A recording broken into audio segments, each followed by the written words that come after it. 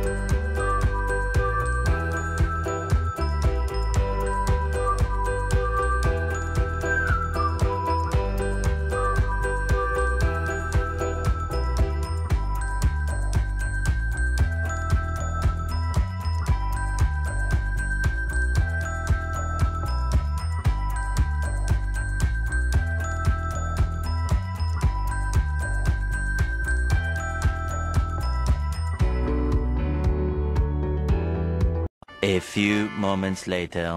Sa Idatas place here along Marcos Highway, at ito po yung nagaganap ngayon. It's very foggy.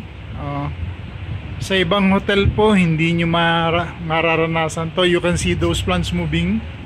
Yan, pati yung sa taas na yan, yung pinaka screen nya. And you can see the weather condition now here. Grabe oh. Saan ka makakita niyan? Grabe, grabe yung lugar na to. Yan. Yung sa baba, ayan, medyo matraffic ng konti, but ang kapal, grabe oh. So dito tayo sa kabilang side, yung sa along Marcos Highway. Tapos doon sa kabilang side, ganito din po yung makikita niya. Grabe, sa Idatas Place. Grabe. Yan, oh, ito merong viewing deck dyan. Oh, dito nyo ma-experience yung lamig, yung ganitong weather condition here na hindi nyo makikita sa mga hotel na tinitiran nyo. Oh, ngayon lang ako nakakita ng isang lugar here in Baguio City na ganito yung weather condition na makikita nyo dito. At grabe, ayan no. Diba? Medyo maingay dyan sa baba kasi yun yung pinaka-Marcos Highway, but pag pumunta tayo dun sa likod, sa other side doon, ganun din po. Yun, sa kabilang side doon, ganyan din. Diba, grabe. Kung gusto niyo pumunta rito sa Idatas Place, meron po tayong link dyan sa baba, ipapakita natin. At siguradong masasabi nyo naggaling talaga kayo dito sa Baguio City. Dahil sa ganitong experience. Yan. Lakas ng hangin, no? Lamig. Grabe. Stay tuned guys, at we welcome you here. We welcome you here sa Idatas Place here in Baguio City. Yan. Yung ano, kung gaano kakapal, kita niyo sa baba. Oh, dun, ayun yung bus oh, tapos mawawala na sa ano, sa ulap. Wala na siya. Diba? Here only in Idatas Place.